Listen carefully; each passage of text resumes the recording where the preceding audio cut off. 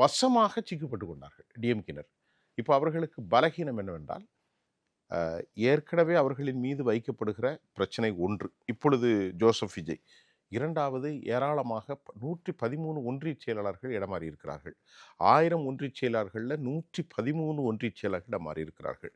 இன்னும் ஏராளமான மாவட்ட செயலாளர்கள், பூத் கமிட்டி உறுப்பினர்கள். இதற்கான வாய்ப்புகள் இருக்கா சார்? இப்போ எப்படி அதிமுகவிலிருந்து நேரம் வந்து சேர்றாங்களோ அதே மாதிரி திமுகவிலிருந்தும் சிலர் போயிருக்காங்க. ஆனால் திமுகவில் வரக்கூடிய காலங்களில் இன்னும் அது அதிகரிக்கிறதுக்கான அதற்காக அவர்கள் மீது நடவடிக்கை எடுக்க வேண்டாம் என திரு சபரீசன் தற்காலிகமாக ஒத்தி வைத்திருக்கிறார் என்ற செய்தியும் நமக்கு வந்திருக்கிறது. காரணம் என்னவென்றால், மாவட்ட செயலாளர்கள் போன்றவர்கள் பணத்தை வாங்கி கொண்டு ஒரு தொகுதிக்கு 25 கோடி கொடுத்தாங்க.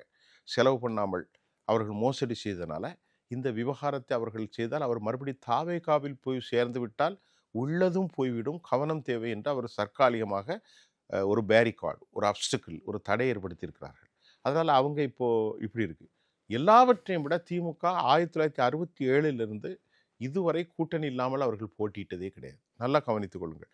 அந்த கூட்டணியில் மார்க்சிஸ்ட் கம்யூனிஸ்ட்டு, இந்திய கம்யூனிஸ்ட்டு, ஐஎம்யூஎல், காங்கிரஸ் கட்சி, விடுதலை சிறுத்தைகள். குறைஞ்சபட்சம் ஆளுக்கு 2% பாருங்கள். குறைஞ்சபட்சம் 2% பாருங்கள். 8% ஆச்சா? 8-10% ஆச்சா? அப்போ 23-10 35 ஆச்சா? அப்போ நீங்கள் எப்படி ஜெயிக்க போகிறீங்க? வைக்கவும் வந்துட்டு ஒரு 1.5% போடுங்களேன் வைக்கோ.